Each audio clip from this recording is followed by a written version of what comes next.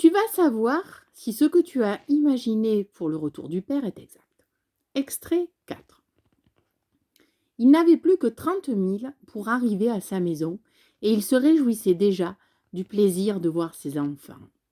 Mais, comme il fallait passer un grand bois avant de trouver sa maison, il se perdit. Il neigeait horriblement. Le vent était si grand qu'il le jeta 2 fois en bas de son cheval. Et la nuit étant venue, il pensa qu'il mourrait de faim ou de froid, ou qu'il serait mangé des loups, qu'il entendait hurler autour de lui.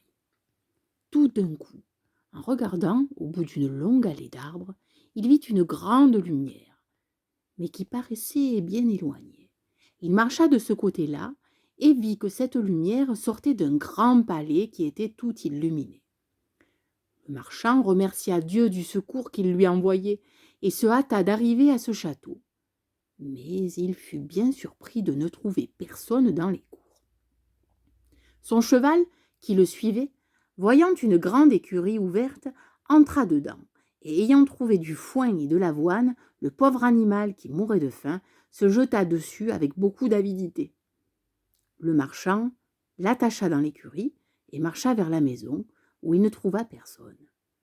Mais étant entré dans une grande salle, il y trouva un bon feu et une table chargée de viande où il n'y avait qu'un couvert.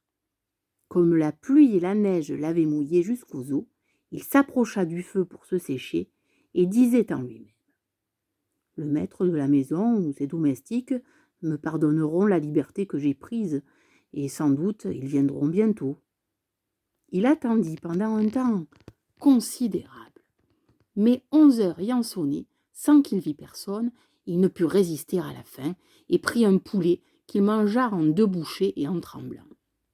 Il but aussi quelques coups de vin, et, devenu plus hardi, il sortit de la salle et traversa plusieurs grands appartements magnifiquement meublés.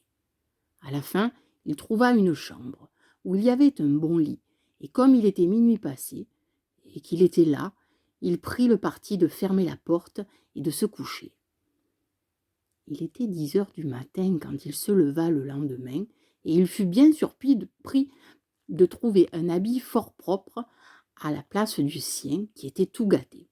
« Assurément, dit-il en lui-même, ce palais appartient à quelque bonne fée qui a eu pitié de ma situation. » Il regarda par la fenêtre et ne vit plus de neige, mais des berceaux de fleurs qui enchantaient la vue.